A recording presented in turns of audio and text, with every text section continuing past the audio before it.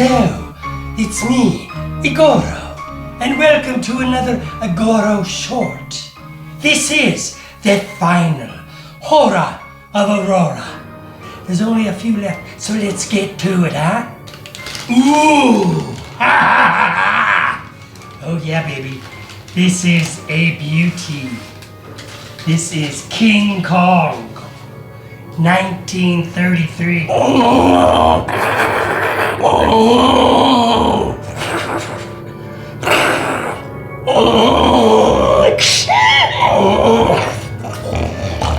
The original stop motion Kong. This is exactly what this is from. It's a beautiful kit. Fay Ray, Stone Raymond in his hand. The scale is perfect. The original Kong was only 50 feet high, approximately. So later on, when he fought Godzilla, who was more like, a lot higher, a lot bigger, they had to kind of scale Kong up and Godzilla scale down. I mean, think about it. When you watch King Kong, you see him climbing up buildings, right? In Godzilla, you see him smashing buildings. He doesn't climb on them, he just kicks them over. Like so much, like a kickball, like a big box that just blah. Whereas Kong's climbing on them. So when they put them together, they had to figure it out. Anyway, this kit is very nice. I like some of the work I did on it. I'm not exactly pleased with what I did with the base. I'm gonna have to come back and put a little more green, a little more color in the base here. And even the tree, I put it upside down. I probably thought that was a cool idea, but not really. So I'm probably gonna come back at some point.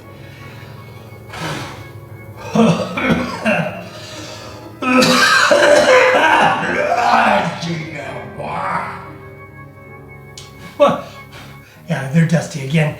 I'm working on them, I really am, but I haven't cleaned these ones yet. So yes, this is King Kong. So a little bit more about Kong. There are a lot of different versions of Kong. There's the 1933 King Kong, which is the granddaddy of all. And most King Kong fans, the original 1933 Kong is their favorite, Willis O'Brien.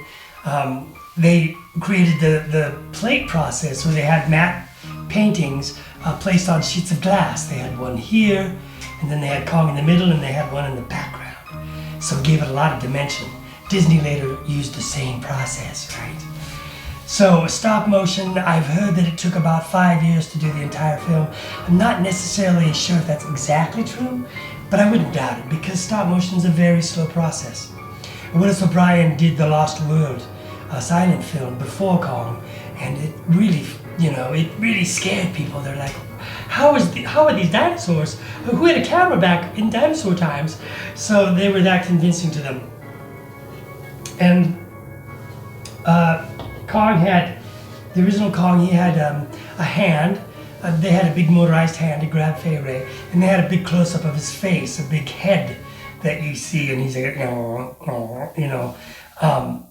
so that's how they basically brought Kong to life. He was originally about 8 inches tall, covered in rabbit fur, and again, Willis O'Brien had an armature underneath, a jointed armature. He'd move a bit more, film it, move a bit more, film it, move a bit more, film it, so you get that whole kind of jerky animated look, which I love. So that was the first Kong. Now, they didn't remake Kong for years.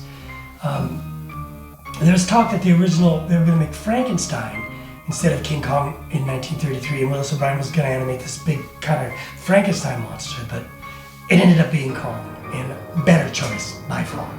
Because Karloff did something 2 years earlier that they couldn't even come close to, so this was a better choice. It's probably why they decided to go with Kong instead of the monster from Frankenstein.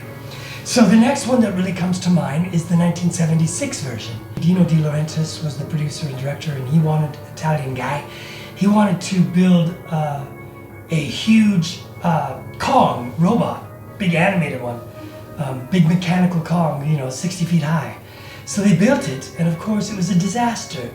And if you watch the film, they only use it in like 3 seconds total, and then they use its body in the end when it's dead laying on the the New York ground after falling off the two towers.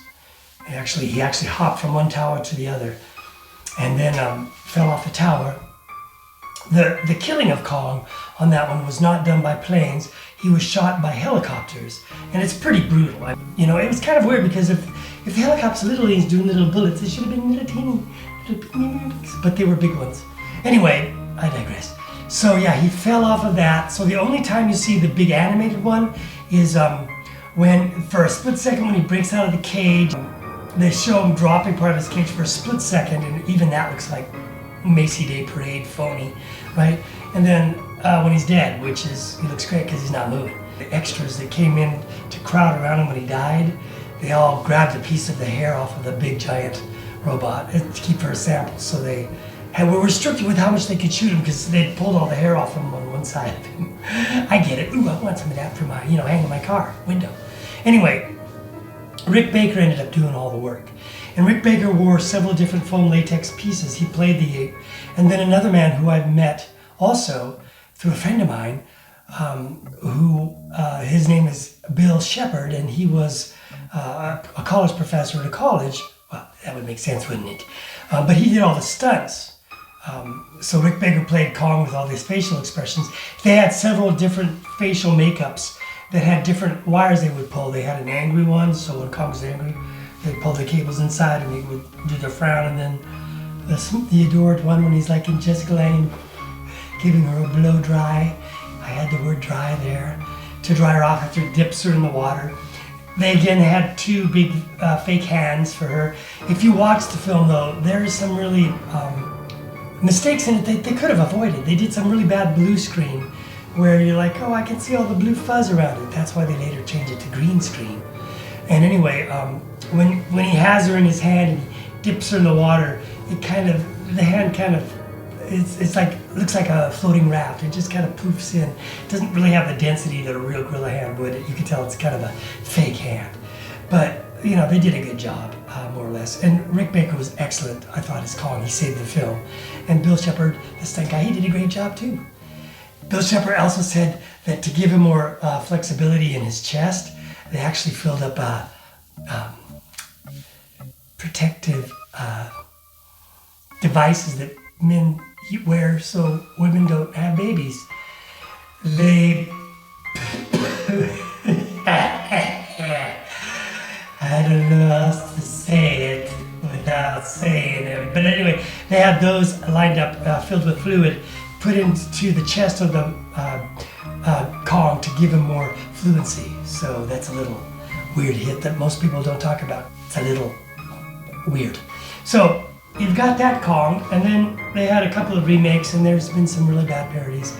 And then the next King Kong that comes to mind is Andy Serkis with the CGI, the stop motion capture, that is, where they put all the dots. And he studied the silverback gorilla. I'm talking about Peter Jackson's King Kong, which came out in, I believe, 2005-ish. But the Kong in the 2005 Kong is definitely a silverback, and that's a great film.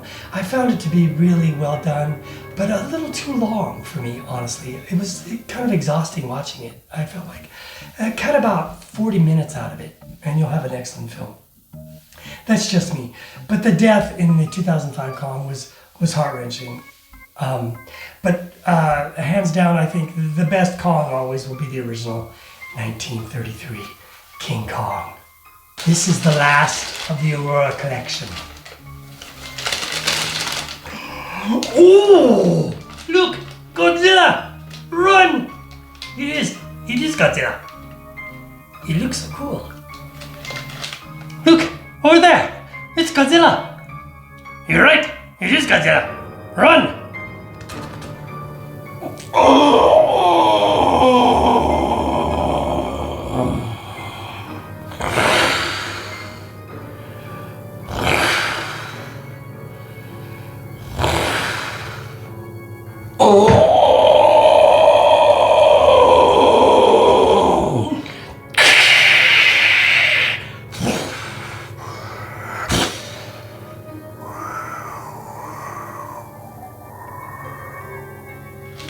It does look so cool. I like this Godzilla model. I love the James Bama cover. I'm assuming at this point James Bama still did the covers with the thunder and the lightning and stuff.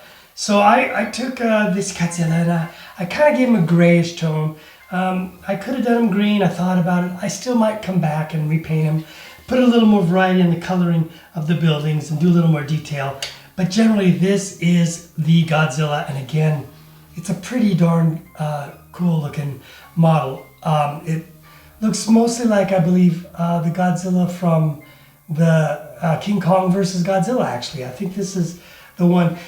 He changes a lot. He has a lot of different looks. Sometimes his nose is a little more blocky. Sometimes it's more like this, more snout-like. In the newer Godzillas, it goes back to looking more like this Godzilla. But there have been so many Godzilla films. I mean, so many. Japan just never gave up. I saw the first guy that played Godzilla, whose name I couldn't even begin to pronounce without offending him. He's passed now, but he said he got the job. It was very funny because when he was at this convention, he talked about playing Godzilla and they had a translator. And so he would be like, and then the translator was a very effeminate guy. And so he'd be like, which is not offensive. I mean, nothing wrong with that. But it was just kind of funny having a guy go like, well, when I first played Godzilla, he just like, it was just kind of funny. Okay. I don't want to offend anybody. So, when they decided to make Godzilla, they really didn't know how to make him. They thought about stop motion, but they decided no. And so they had to make a suit, but they thought, who are we going to get to wear that suit? And they said, hey, how about that one guy that we set on fire and he jumped in the water? And they thought, yeah, let's get him. And he said, sure, I'll do it. So ironically, when he was playing Godzilla, he was in a scene where he was in the water. And what had happened is some of the big studio lights, because this was in 1956. That's when the first Godzilla came out, black and white. 1956, so the technology was old school. They had just figured out how to build Godzilla. They built the first Godzilla suit. It was too heavy. He couldn't move in it. It was so stiff and rigid. And then the second one, I think, again, he couldn't move and he fell over and he couldn't get up. And they're like, okay. So they finally figured out a suit. They got him in it. And he's in the suit. He's in the water. There's some fire in the water. And suddenly the lights burn out. One of them burned out. One of them came loose. And electrical, big giant light unit fell into the water. Everybody hopped out just before it fell in, except this guy in the gorilla or the Godzilla suit. He couldn't get out. He was stuck in there. And you know what? He would have died, but the Godzilla suit was made out of rubber, so it insulated him and saved his life. Did he go back and do it again? Yes, because he's crazy. But anyway, thank God for him because he was really good. He really did Godzilla justice. So yeah, I would repaint some of this model. Again, all the different Godzilla sequels, and there's just so many of them I couldn't even begin. I know that they did an American version with Godzilla. Matthew Broderick was in it though, and Godzilla looked more like a lizard. It was all CGI, and in my opinion, it was horrible. And now we've come tenfold, and now we have new Godzillas coming out. And Godzilla, there's Kong Skull Island, and the latest one, King Kong versus Godzilla. And you know, they've come a long way. But I gotta say, there's just a little something missing for me. They just don't have any heart. The CGI, it's just all CGI. It's almost like watching a cartoon in my mind. It's really well done, but I feel like I'm kind of watching a cartoon. I think younger generations dig it, and that's fine. But you know, I actually kind of like the old, I think it's 1964 King Kong versus Godzilla. I love that movie. It's goofy, but I love it. I love the Godzilla Kong. I love the Godzilla, Japanese Godzilla, which, come on, that's the only way to do it. You gotta have the Japanese in there. They are great with miniature work. I love the buildings they build and just all the imagination. If you go online, you can see them all working on bringing Godzilla to life. It's all, when you watch the explosions and stuff, everything happens really fast, but you know, they slow the camera down so they get that fluid, slow, you know, mass working, because there are several things that are hard to shrink down.